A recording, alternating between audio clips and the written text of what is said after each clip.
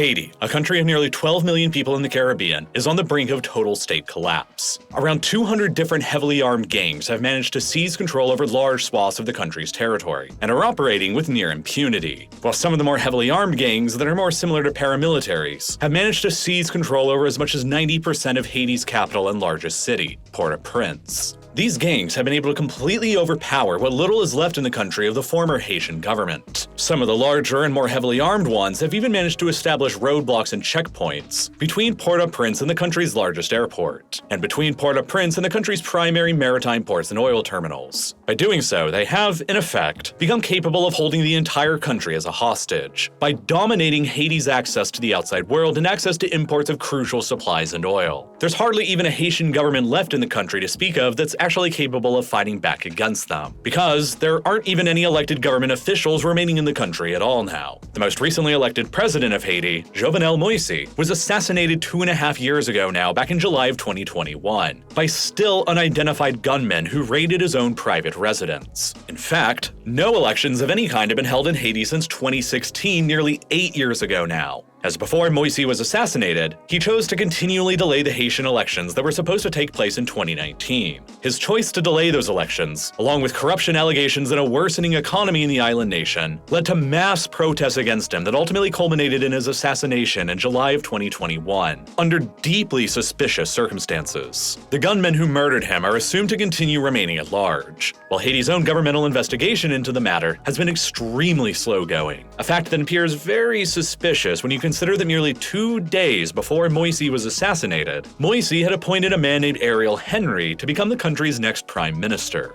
Then, 2 days later, Moïse was killed in his home, and Ariel Henry rose to power as Haiti's new acting prime minister, without ever being ratified by the country's Senate. After taking over, Henry has also continually delayed elections in the country for the past 2.5 years, meaning that since no new president has ever been elected and every single member in the Senate's terms have all been allowed to expire, Henry has been acting as Haiti's de facto leader this whole entire time, without ever being elected or approved by the Senate to do so. There have been multiple accusations ever since that Henry was directly involved in the plot to assassinate Moïse so that he could seize power in the country for himself, including accusations that have come from Haiti's chief prosecutor. And then, merely 2 months after Moïse's suspicious assassination rocked Haiti politically, a devastating 7.2 magnitude earthquake struck Haiti's Tiburon Peninsula in August of 2021 that would rock Haiti even further. That disaster would kill around 2,250 people in the country and injure more than 12,000 others, and would also cause up to $1.7 billion in economic destruction for Haiti, representing about 8% of the entire Haitian nominal GDP at the time. So, if you're following, in the span of just 2 months across the summer of 2021, Haiti witnessed their elected president get assassinated, then a catastrophic earthquake that caused significant financial and human destruction, and on top of those, a new unelected and unratified leader who rose to power under these circumstances, and who became immediately viewed by the majority of Haitians as completely illegitimate. It was the perfect opportunity for many of Haiti's heavily armed gangs, many of which consisted of former members of the Haitian police, to begin seizing advantage of the power vacuum and the chaos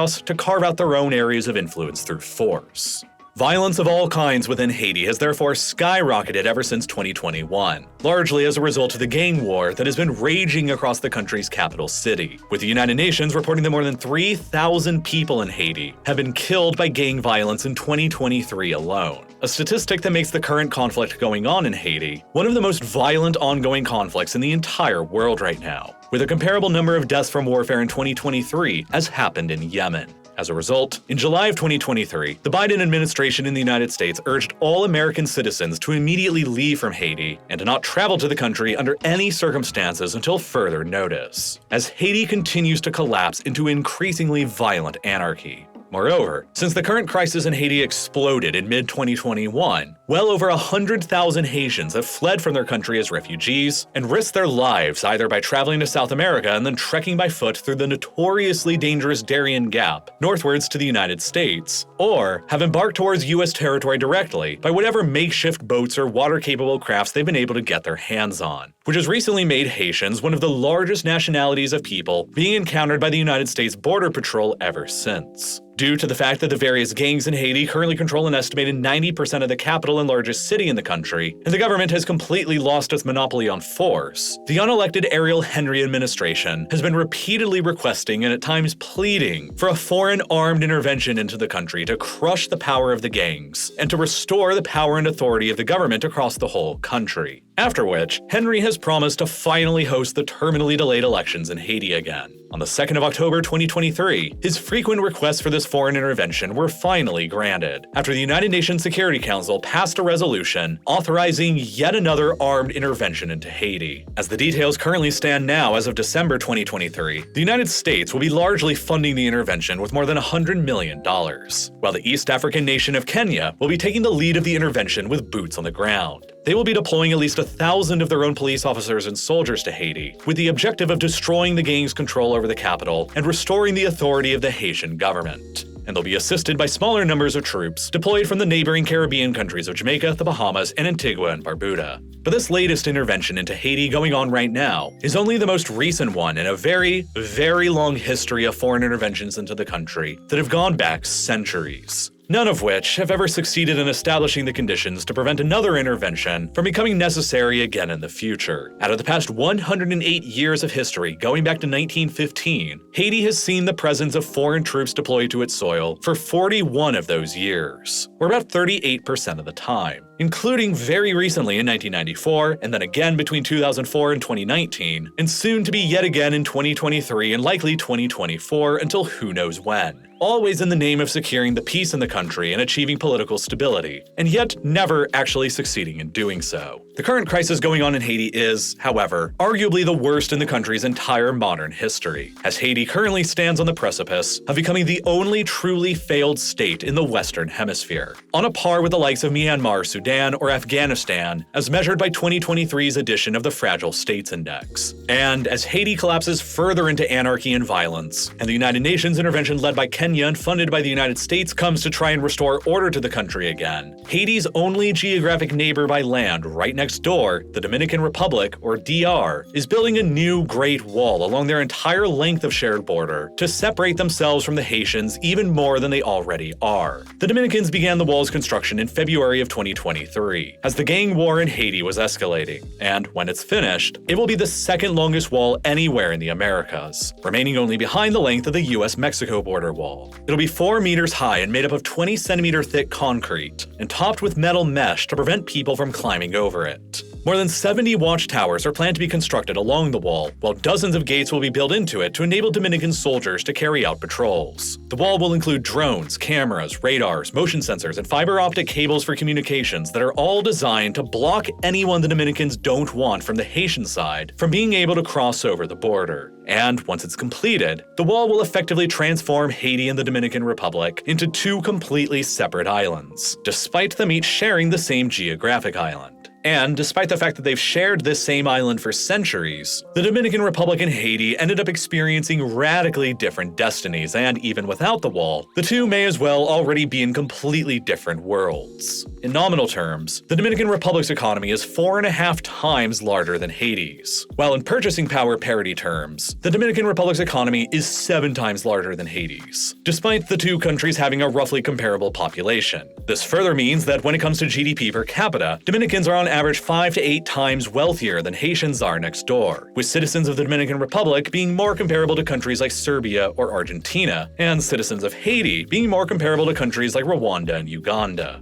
In terms of poverty, about 58% of Haitians live on less than $3.65 a day, making Haiti one of only 6 countries worldwide outside of sub-Saharan Africa where the majority of the population continues to live under poverty. By comparison, only 4.3% of the Dominican Republic's population still lives in poverty, while Dominicans also live around a decade longer than Haitians do. 98% of the Dominican Republic's population have access to electricity, while only 47% of Haitians do, which, once again, makes Haiti one of only 2 countries anywhere in the world outside of sub-Saharan Africa where the majority of the population still doesn't have any access to electricity. Haiti is on the brink of becoming a failed state, with runaway violence, and is one of the most hopelessly impoverished countries in the world, while the Dominican Republic right next door is on the cusp of transitioning into a high-income, fully developed country by the end of the decade in 2030. If Haiti remains more or less in the same state as it is now by then, There will probably be no other greater disparity in the entire world across borders by levels of development and income, other than the Saudi and Oman borders with Yemen and the South Korea-Russia-China borders with North Korea. So how did this very unique situation on this island develop in the first place? Why did Haiti and the Dominican Republic, despite existing together on the same island for centuries and having a very comparable current population size, end up so vastly different from one another and so separate from each other? Some of the factors that explain this difference today are historical reasons, but they don't explain the whole picture. You see, the island that they both exist on, Hispaniola, was initially colonized by the Spanish, but it was first legally divided in 1697 by the Treaty of Ryswick that formally established a Spanish colony in the eastern two-thirds of the island and a French colony in the western third, though the borders between them were slightly different than they are today. From the very beginning of this division of the island, though, the French and the Spanish treated their separate colonies on either side radically differently. The Spanish ended up pursuing a policy that was more focused on settler colonialism over on their side, with more limited amounts of slavery by the standards of the time. By the end of the 18th century, the modern Dominican Republic, still under Spanish colonial rule, only had a population of about 104,000 people, only 30,000 of whom were enslaved people from Africa. And meanwhile, the French over on their side of the island treated things extremely different.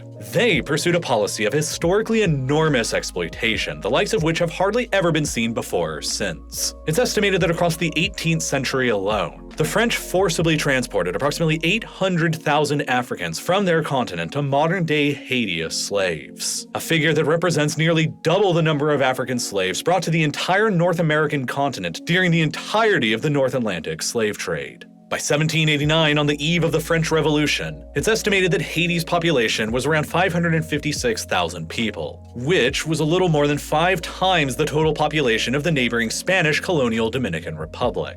But only 32,000 of the people who lived in Haiti at that time were European whites. There were an additional 24,000 freed people of color and an estimated 500,000 Africans and their descendants bound in the chains of slavery, outnumbering their white colonial masters by a ratio of nearly 16-1. France used all of these slaves as their labor source to work across the vast sugar and coffee plantations that they set up all across the island, which for a time made Haiti the most lucrative and financially valuable colony in the entire world, for the people who actually dominated it so ruthlessly. By 1789, roughly half of all the sugar and coffee that was being consumed in Europe came from the slave plantations of Haiti, and they helped to make the French kingdom the wealthiest in Europe at the time. Haiti would also become independent decades before the Dominican Republic would, and through far more violent circumstances. In the midst of the chaos of the French Revolution, the slaves of Haiti, who vastly outnumbered their colonial masters, rose up in a violent revolution of their own in 1791. Across the next 13 years, both the Haitian slaves and the colonial French engaged in a brutal genocidal war of annihilation against the other, wherein an estimated 200,000 Haitians would die, and virtually the entire colonial white population of Haiti would be either killed themselves or driven out of the country never to return. By 1804, the French had given up and retreated from their former colony, but they, along with the vast majority of the rest of the outside world, continued refusing to recognize Haiti's independence for decades. And although Haiti had paid dearly with blood for their sovereignty between 1791 and 1804, they weren't finished paying for their sovereignty with treasure yet, and they wouldn't be for a very long time.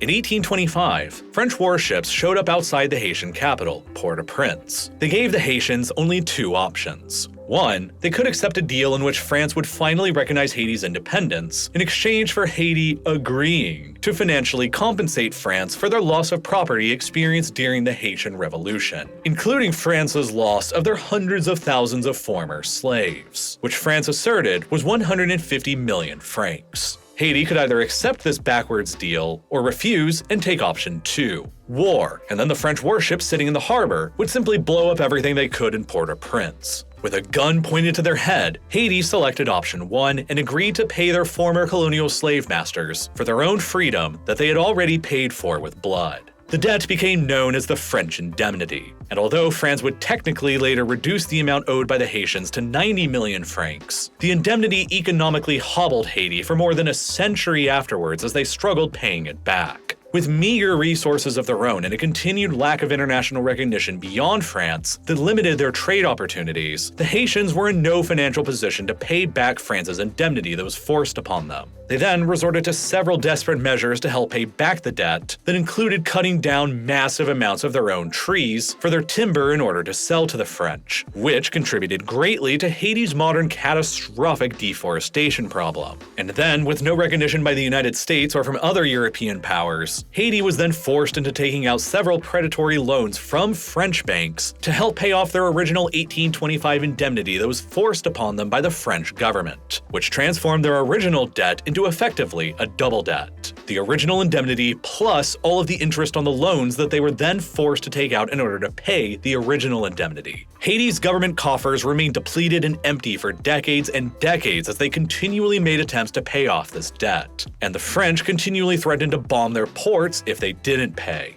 By the 1880s, the Haitian double debt was acquired by the modern CIC Bank that is still headquartered in Paris today, while the payments continued. CIC created Haiti's first central bank in 1880, but it was a bank that they owned as a front for their own financial interests in Haiti. The central bank was owned by CIC instead of by the Haitian government itself. And then, the precursor of today's Citibank, headquartered in New York, acquired a stake in the Haitian central bank and the Haitian double debt in the early 20th century. By the 1920s, Citibank had bought out or outmaneuvered the other European shareholders in the Haitian central bank, and so all of Haiti's double debt repayments on the original 1825 French indemnity began flowing to Wall Street afterwards. Citibank was then able to use its control over the Haitian central bank to impose tens of millions of dollars of additional predatory loans on the country in order to service their original 1825 indemnity, a situation that American communists at the time described as transforming Haiti into an American slave colony. It wasn't until 1935 that the Haitian central bank gained its actual independence from Citibank.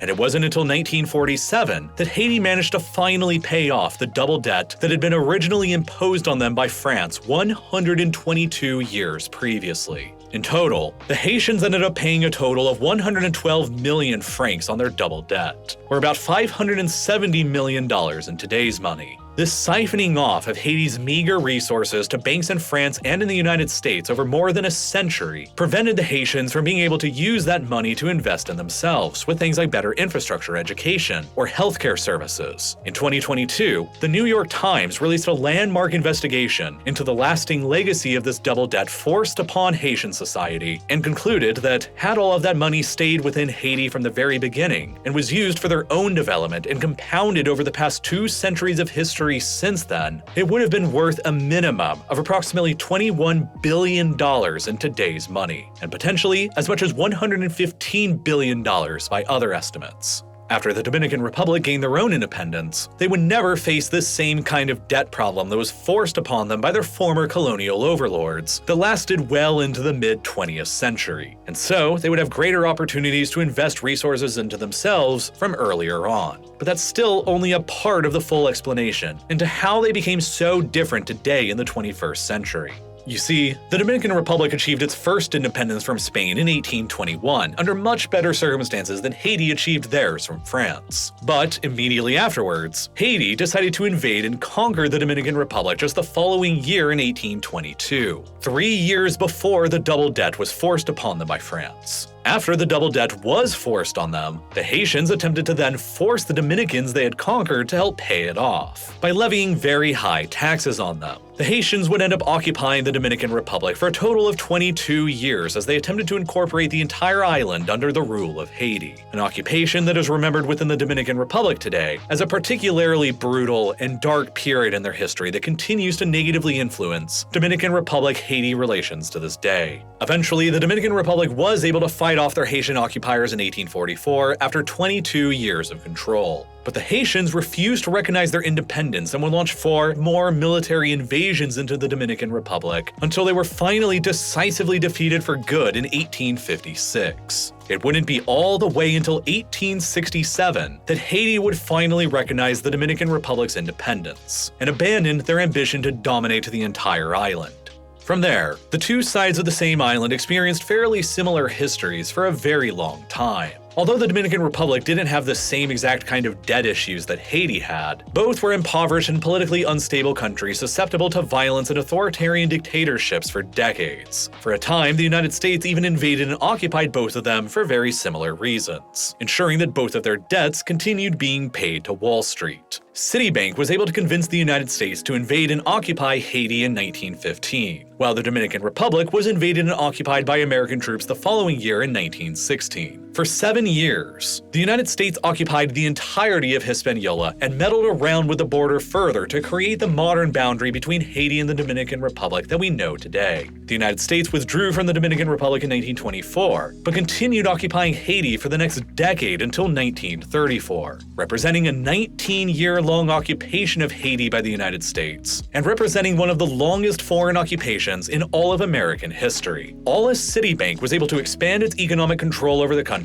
and impose new predatory loans on the Haitian government in the process. Then, after the United States withdrew from both countries, the Dominican Republic and Haiti alike experienced long periods of authoritarian dictatorial rule that saw little economic progress being made for decades. The Dominican Republic came under the control of a former general named Rafael Trujillo in 1930, just 6 years after the Americans left the country, while Haiti eventually coalesced under the control of another dictator named Francois Duvalier in 1957. Trujillo's police state in the Dominican Republic lasted for 31 years until he was assassinated in 1961, leading to another period of chaos in the Dominican Republic that culminated with a civil war in the country blowing up in 1965. Then, fearful of the communist regime in Cuba's ability to influence the Civil War and flip the Dominican Republic into another Caribbean communist state, the United States intervened directly in the Dominican Civil War and found itself occupying the Dominican Republic again. But, after that, the United States was able to organize elections in the country in 1966 and withdrew the same year, and there has never been another foreign intervention or occupation of the Dominican Republic ever since. The situation in Haiti, meanwhile, turned out very differently. Haiti was dominated by Francois Duvalier and his own authoritarian police state until his own death in 1971. But unlike Trujillo's long regime in the Dominican Republic that collapsed immediately after his death, the Duvalier regime in Haiti survived with the succession of Francois Duvalier's son, Jean-Claude Duvalier, who continued ruling the country as an authoritarian police state for the next 15 years, up until 1986 when he was finally overthrown by a coup d'etat.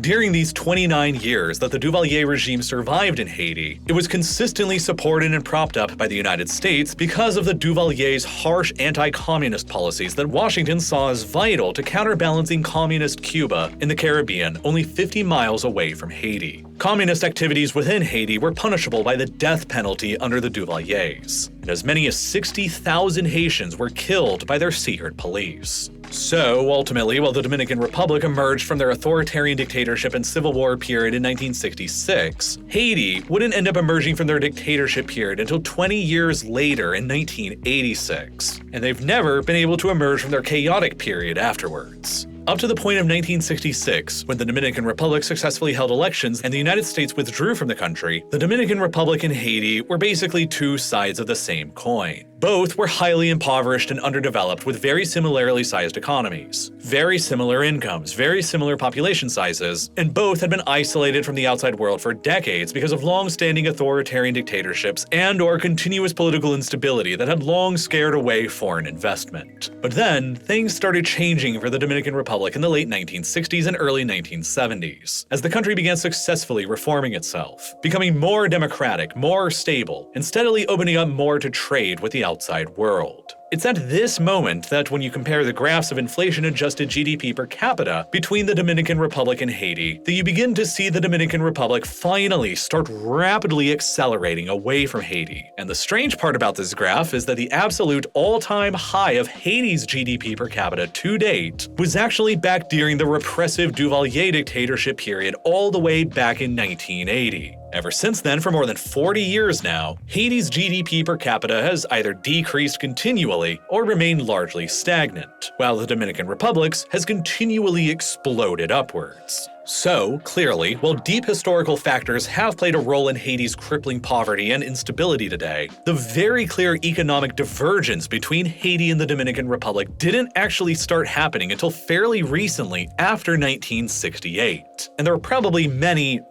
reasons for that. For one, foreign investors like investing in countries that are politically stable over ones that are not. And Haiti has continued being chronically unstable ever since 1986. After the repressive 29-year-long Duvalier regime was overthrown that year, the Haitian military established a transitional regime until the first open and free elections in Haitian history were held in 1990, which resulted in the first election of Jean-Bertrand Aristide, the first democratically elected leader of Haiti's modern history. However, he was only able to serve as the country's president for 7 months until September of 1991, when the military decided to launch another coup and overthrow him, which led to the Clinton administration in the United States to initiate an economic blockade of Haiti with new trade restrictions that impoverished the country even further. And then eventually, the Clinton administration authorized a new American military intervention into the country in 1994 to topple the military junta from power and restore Aristide back to the presidency. The United States sent 2 aircraft carriers to Haiti and more than 20,000 troops during Operation Uphold Democracy in 1994. And then, faced with this overwhelming firepower, the Haitian military junta collapsed and conceded power to avoid a war they knew they would lose. Aristide was then reinstated as the country's president, and then he would win re-election again for another term in 2001. But then, after the United States military intervened to restore him to power, and after Aristide won his next election again in 2001, he would end up doing something that would really piss off both the United States and France. He didn't start committing massive human rights violations, he didn't start any wars, or start any trade disputes. What he did was far worse. He had the gall in 2003 to become the first, and so far only, leader in Haiti's entire history to formally demand that reparations be paid to Haiti from France over the indemnity and the double debt that they had forced upon them all the way back in 1825. Aristide demanded that France pay Haiti nothing less than $21 billion in reparations, a figure that was at the time more than 4 times greater than the entire Haitian GDP. Within only months of him making this demand, far-right paramilitary rebels in Haiti began launching an extremely successful rebellion in the country, and some of these rebels had allegedly received previous training from US Special Forces. By February of 2004, these rebels had captured Haiti's 4th and 2nd largest cities, and they were beginning to lay siege to the capital, Port-au-Prince. As the rebels began breaking into and sacking the capital on the 29th of February, diplomatic security service officers from the United States arrived at the Haitian presidential palace. And what followed next between them is unclear and deeply controversial. According to most American government officials, Aristide chose to then voluntarily resign as Haiti's president and wanted to escape from the country as the rebels broke into the capital. He allegedly agreed to be transferred to Haiti's primary airport, escorted by US security personnel, where he then boarded a plane and was flown directly to the Central African Republic to live a new life in exile. However, there are tons of conflicting accounts as to what exactly happened. According to Aristide himself, the American officials who came to him on that morning pressured him into immediately resigning, saying that if he didn't, the rebels would break into the palace and murder him and his entire family. Aristide claimed that he was forced to resign, then kidnapped by American forces, taken at gunpoint to the airport, and then flown out without any knowledge of where he was actually going, where the French managed to convince the Central African Republic to accept him live on the plane as the events were continuing to happen, where he was then forcibly flown into exile against his will. These allegations from Aristide have also been pretty heavily supported by the actions of the Americans and the French that surrounded the timeline of his removal from power. Very notably, the United Nations Security Council, of which France and the United States are each permanent members, rejected an appeal from the Caribbean community on the 26th of February 2004 that would have sent international peacekeeping forces to Haiti to stop the rebellion before Aristide had actually resigned. Then, only 3 days later on the 29th of February, merely hours after Aristide had resigned under these dubious circumstances, the United Nations Security Council suddenly voted unanimously with both French and American approvals to authorize an armed intervention into Haiti. Immediately after Aristide's resignation and exile, Haiti's Supreme Court Chief Justice named Boniface Alexander succeeded him as the acting interim president. And, wouldn't you know it, Alexander also immediately withdrew Haiti's demand for the $21 billion worth of reparations from France that Aristide had made himself only months previously. And no official Haitian government demands on the reparations have been made ever since.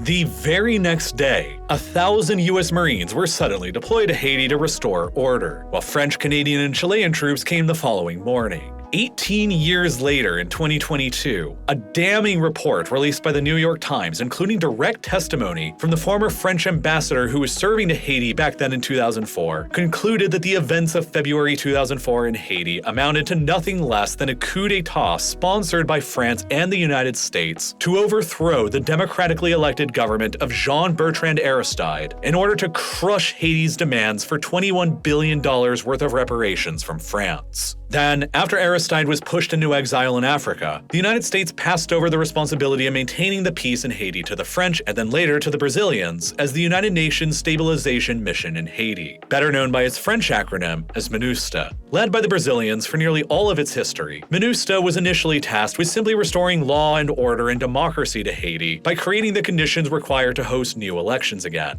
But MINUSTAH and thousands of foreign troops from all over the world would remain in Haiti all the way until 2019. 15 years later after they had arrived. As Haiti's stability always seemed forever out of reach, mission creep set in, and more disasters kept befalling the chronically unfortunate people of Haiti. You see, across the 1990s and 2000s, it was continuous political disasters, coups, rebellions, and foreign interventions that kept hobbling Haiti's ability to develop. Events that were all nearly absent within the Dominican Republic. But in the next decade across the 2010s, it would become Haiti's unique geographic problems that would contribute more to the pace of continuous disasters holding the country back. Because while thousands of foreign troops in Haiti under MINUSTAH could change Haiti's political stability through force, they could do nothing to alter Haiti's geographic instability. You see, despite being located on the same island, Haiti and the Dominican Republic do have some very notably different geographic quirks about them. While some people have speculated in the past that the rainfall levels are higher in the Dominican Republic and that contributes to better agricultural potential, that's not actually really true. Rainfall levels across both sides of the island are fairly consistent, and if anything, the Haitian side actually receives a little more rainfall than the Dominican side does. With abundant rainfall, warm temperatures year-round, and fairly good soils, both sides of the island naturally possess a very strong capability for agriculture.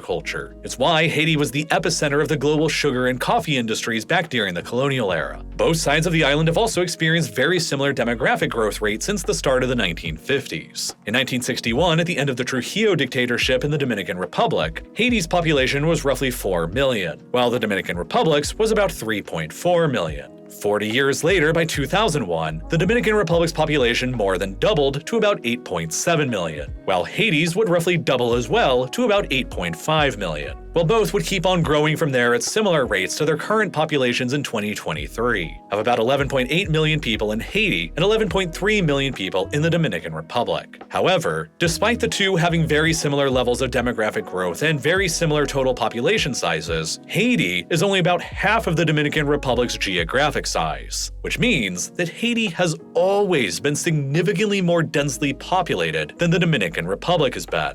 In fact, out of all the countries in the world today with more than 1 million people, Haiti is one of the most densely populated anywhere, with an average density that's roughly identical to the Netherlands. Other than little Barbados, Haiti is the most densely populated country in the Western Hemisphere today, with a significantly higher density than all of its immediate neighbors. But density all on its own doesn't imply poverty. In fact, higher population densities appear to correlate more with greater wealth generation worldwide, not less. Out of the top 15 densest countries with more than 1 million people in the world, roughly half of them are considered to be highly developed economies. Most of them are fairly middle of the road, and only 3 of them are considered to be least developed countries. And only Haiti among those 3 is located outside of sub-Saharan Africa. Within Haiti's unique geographic setting, however, higher population density works against it, in the sense that Haiti is also one of the most uniquely vulnerable locations in the world to frequent natural disasters of many different kinds. Both sides of Hispaniola are very frequently battered by tropical storms and hurricanes. Being that Hispaniola is placed in the Western Atlantic and the Caribbean, which is one of the most hurricane-prone locations in the world. Devastating and powerful hurricanes have rocked both Haiti and the Dominican Republic all throughout their histories. But Haiti has evolved over time to become more vulnerable to these storms for two very big reasons. First, Haiti's population is obviously far more concentrated than within the Dominican Republic, which makes them more vulnerable to higher levels of damage whenever these storms hit the island. And second, Haiti has a serious deforestation problem that the neighboring Dominican Republic simply doesn't have. Haiti cut down huge amounts of their forests to sell to the French and the Americans across the 19th and 20th centuries to help pay off their double debt. While more recently, it was eventually found that Hispaniola has practically zero coal, oil, or natural gas resources. And that's meant that for their entire modern histories, both Haiti and the Dominican Republic have had to import virtually the entirety of the fossil fuels that they've consumed. And both continue relying on these imports very heavily. Haiti continues to generate 80% of their electricity with these imported fossil fuels, while the Dominican Republic generates 85% of their electricity with them. And both continue to overwhelmingly rely on imported gasoline for their transportation sectors. But because the Dominican Republic has been a more politically stable source of foreign investment ever since the 1970s, the Dominican Republic has been able to attract greater foreign investment than Haiti has, and so they have a significantly more developed electricity grid than Haiti does. While the Dominican Republic's electricity grid is far from perfect and still subject to occasional blackouts, more than 98% of the Dominican population has regular access to electricity as of 2021, while only 47% of Haitians have regular access to electricity. Haiti is therefore one of only 2 countries worldwide outside of sub-Saharan Africa where the majority of people still don't have any access to electricity, the only other one being Papua New Guinea and Oceania. And because of this, the majority of Haitians continue relying instead on burning wood for charcoal as their primary source of energy, which has also obviously exacerbated what was Haiti's already bad deforestation problem. As of 2023, it's currently estimated that because of these factors, only about 12% of Haiti's land continues to be covered by forest, which is down from about 60% forest cover only a century ago back in 1923. The neighboring Dominican Republic right next door, however, continues to have about 44% of its much larger landmass covered by forests. This huge difference between them becomes extremely evident when you look at the border between them today, which, even without the wall that's currently being constructed between them, is one of the most obvious political borders anywhere in the world to spot from the air or from space, because the Haitian side has virtually zero trees whatsoever, while the Dominican Republic side is still covered by thick forests. The trees literally begin and end precisely where the Dominican Republic begins and ends. Haiti's deforestation problem then further increases the country's vulnerability to hurricanes and tropical storms because, without all of the trees and their deep roots planted in the soil, Haiti's soil is much more vulnerable to erosion. And so, when hurricanes and tropical storms hit the island, the Haitian side experiences more catastrophic floods, landslides, and mudslides than the Dominican side does. And so, because of its much greater population density and its much worse deforestation problem, Haiti is more vulnerable to destruction from hurricanes than the Dominican Republic is, despite them each being present on the same exact island. But Haiti also has another extremely serious geographic handicap that is largely absent in the neighboring Dominican Republic: the existence of very active tectonic fault lines that run directly through their most densely populated areas. You see, the island of Hispaniola exists at the geologic intersection of the North American tectonic plate to the north and the Caribbean tectonic plate to the south. 2 major fault lines run across the island in the south and the north. And when you overlay a map of the island's population density and political borders over these fault lines, you begin to see the major problem.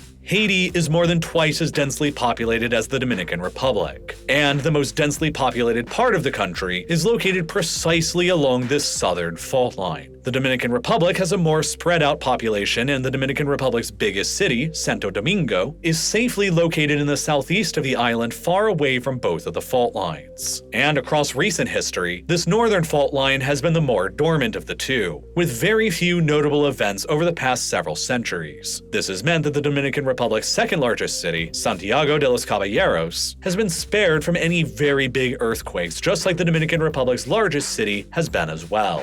And then, on the other hand, Haiti has not been as fortunate. It appears that the southern fault line that runs through the island goes through alternating periods of intense seismic activity and long dormant periods in between. It was very active during the French and Spanish colonial periods and caused frequent devastating earthquakes back then. But then, it remained largely dormant for a very long period of 240 years, until the unfortunate year of 2010 came around.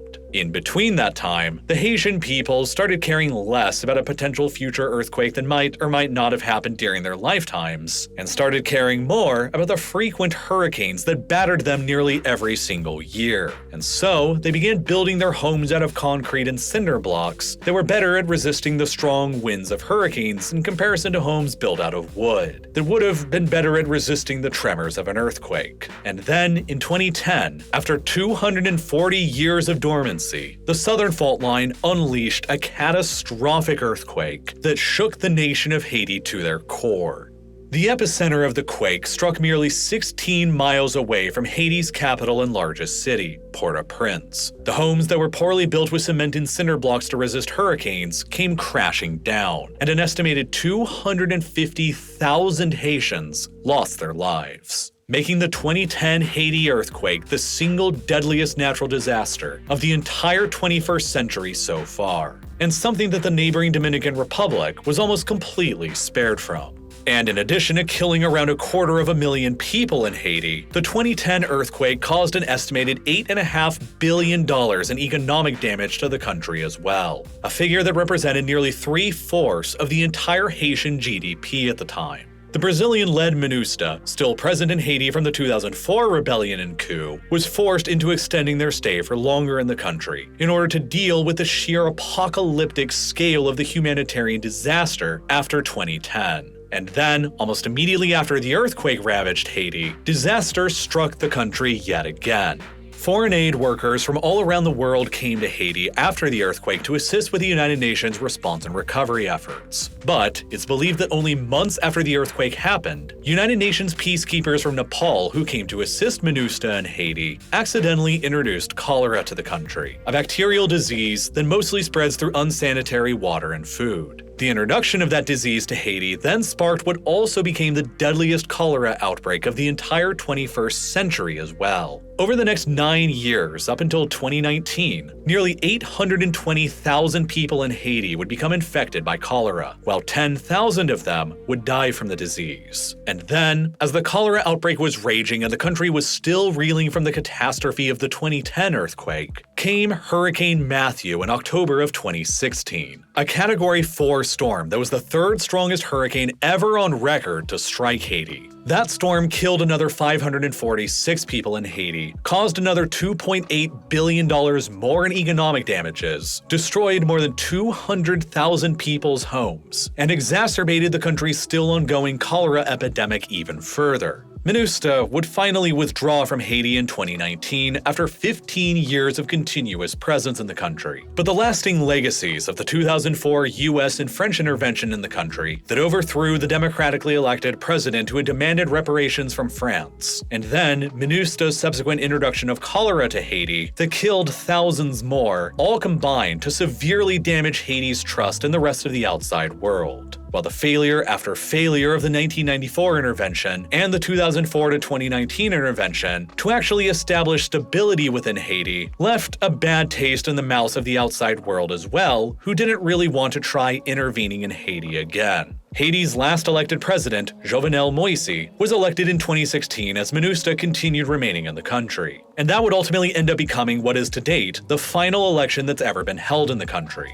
Moïse himself repeatedly faced accusations of corruption, and after he started delaying Haiti's parliamentary elections that were supposed to be held in 2019 while MINUSTA withdrew from the country, protests against his administration began growing, and then came his assassination in July of 2021 under the aforementioned deeply suspicious circumstances. And Ariel Henry, who might have had something to do with the assassination, rose to power in his place without any election afterwards. And then, only 2 months after Moise's assassination and the rise of Henry, the southern fault line running through Haiti triggered again and caused another catastrophic earthquake in Haiti's Tiburon Peninsula that killed more than 2,200 people and caused another $1.7 billion in estimated economic damage. And that is what established the conditions for the gangs in Haiti to begin carving out their control of about 90% of the country's capital. Haiti's current status as a failing state, and the United Nations deciding that yet another armed intervention into the country was necessary just a few months ago. This time, however, the Biden administration in Washington decided that the United States would not be the one leading the intervention on the ground, because of how badly all of the past several US interventions into the country have all gone.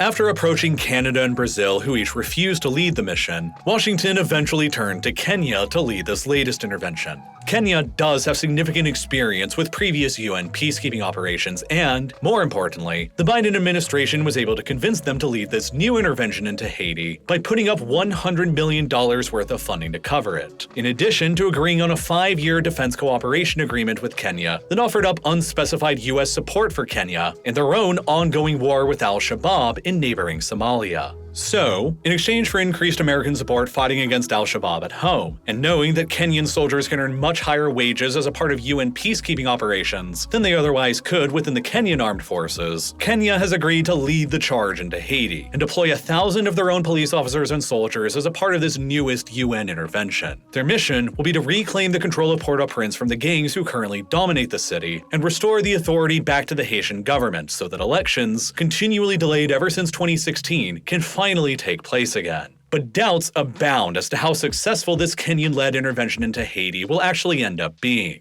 There is a very, very long history of corruption in both the Kenyan and the Haitian police forces. There are fears that Kenya's intervention might end up just strengthening the power of one gang in Haiti that happens to have ties to the Haitian government and police that will end up dominating over all of the others. And while the Kenyans, backed by American funding, might be able to restore the Haitian government's security sovereignty, two things that they won't be able to restore to Haiti on their own will be the country's monetary sovereignty and its safety from continued natural disasters. In total, natural disasters in Haiti between 2010 and the present have caused around $14 billion worth of economic damage to the country, and have continued hobbling Haiti's ability to develop. While the last time that a major natural disaster hit the Dominican Republic was Hurricane George back in 1998, that caused more than $9.3 billion in damage. But there have been very negligible natural disasters that have happened to the Dominican Republic ever since. Ultimately, without the same deforestation problem, without the same high levels of population density, and without the same levels of crippling economic lost opportunities from the colonial era that Haiti has endured, the Dominican Republic has been much more resistant to earthquakes and hurricanes than Haiti has been. And with much less frequent catastrophic natural disasters and greater political stability, the Dominican Republic has been able to accomplish a lot of things recently that Haiti has never been able to do, like establishing an absolutely booming tourism sector. In 2022, more than 8.5 million tourists visited the Dominican Republic, making it the most popular tourist destination in the entire Caribbean, and even within the top 5 most popular tourist destinations in all of the Americas. Tourism now accounts for nearly 12% of the Dominican Republic's entire GDP, and it's become one of the country's leading industries. But Haiti, because of its terrible poverty, frequent disasters, and chronic internal instability and violence, has long struggled to attract the same levels of tourism as its neighbor. As recently as 2018, though, Haiti was still able to successfully pull around 1.3 million tourists to the country, and earned around $620 million in the process. But ever since the COVID-19 pandemic began and this most recent crisis in the country began in 2021, tourism to Haiti has crashed to a virtual standstill. That year in 2021, a mere 148,000 tourists visited Haiti, and they generated only $80 million in revenue for the country. And that's in comparison to the 8.5 million tourists who visited the Dominican Republic in 2022. Haiti's got many of the same geographic, historic, and cultural appeals to tourism that the Dominican Republic has, but it just has the chronic instability, poverty, and natural disaster issues that the Dominican Republic doesn't. And so, tourism towards the Dominican Republic continues growing year after year in a sort of positive feedback loop, while tourism towards Haiti continues crashing year after year in a more sort of negative feedback loop. which has been expanding the wealth gap between the Dominican Republic and Haiti even further. And while neither side has any major fossil fuel resources, the Dominican Republic has had far more mineral wealth discovered than Haiti has, which includes the location of what's literally the largest and most profitable gold mine in all of Latin America, and the 13th largest gold mine discovered in the entire world, the Pueblo Viejo mine. This single huge gold mine currently represents about 2% of the Dominican Republic's entire GDP now, and it's become the country's single largest corporate taxpayer, having paid more than $2.6 billion in taxes just between 2013 and 2020. By contrast, Haiti has exactly 0 existing mines currently in operation, and there haven't ever been any discoveries made in the country that are as significant as Pueblo Viejo in the Dominican Republic. The Dominican Republic has been able to use their excess tax revenues from their booming tourism and mining sectors that are absent in Haiti to reinvest aggressively into education, healthcare, and infrastructure in the country, which has then only compounded the Dominican Republic's economic advantages over Haiti even further. And this is all, in a nutshell, why the Dominican Republic has become so much more prosperous than Haiti has. And with yet another foreign intervention into Haiti looming, it's unclear what, if anything, could end up fixing Haiti permanently in the future. Some arguments have been made that in order to fix Haiti for good, the country's economic sovereignty should be finally restored to it, at the same time as the country's security sovereignty is restored. The argument goes that the French government who initially extorted Haiti with the indemnity in 1825, along with the American government and the banks like CIC and Citibank who profited off of the indemnity later, should finally honor the demands made by Jean-Bertrand Aristide in 2003 by setting up a reparations payment to Haiti totaling $21 billion, an amount that is still greater than the entire Haitian GDP. Without it, they argue, Haiti will continue not being able to invest in themselves and develop themselves, and they'll continue being a politically unstable and violent open wound on the Earth's surface that continues causing expensive problems for all of their neighbors down the road,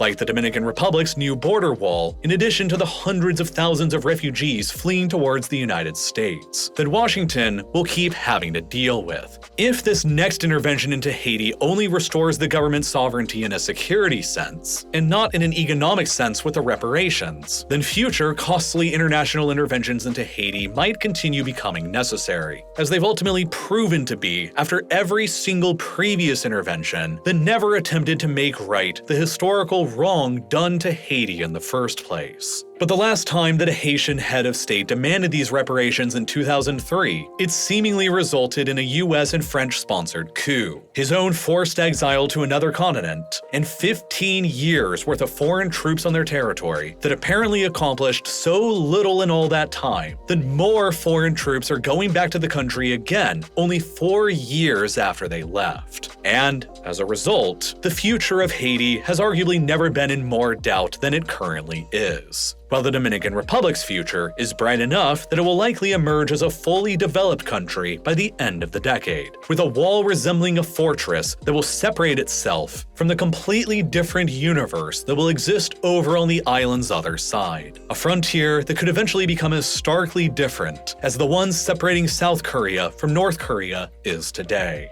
And just like how the Korean peninsula produced 2 very different outcomes today, so too has the island of Hispaniola, for a very, very complex variety of reasons. Engineering a solution to Haiti's many complicated problems is, without a question, one of the most challenging and pressing issues facing the international community today. But our world is full of an inconceivable number of complicated problems that are both big, like Haiti's, and small, like your own personal individual problems. And among those smaller personal problems that you could solve right now is with this video's sponsor, Henson Shaving. Henson makes a razor that exposes the blade by less than the thickness of a human hair. They offered to sponsor this episode, and I asked them to send me a razor to try out and decide for myself.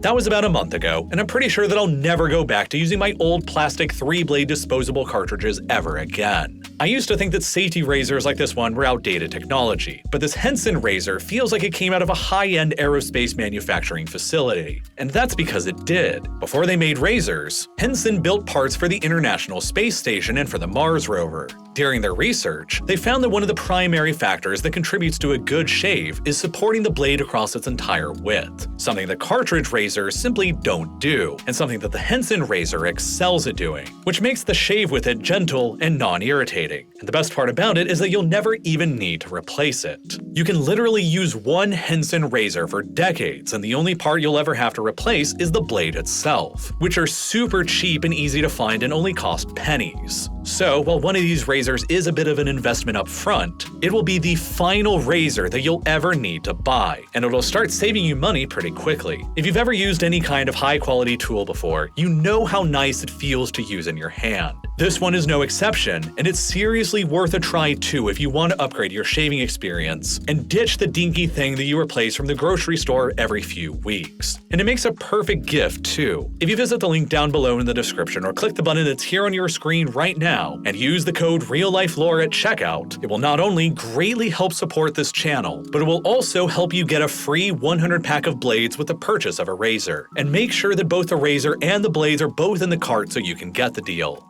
And, as always, thank you so much for watching.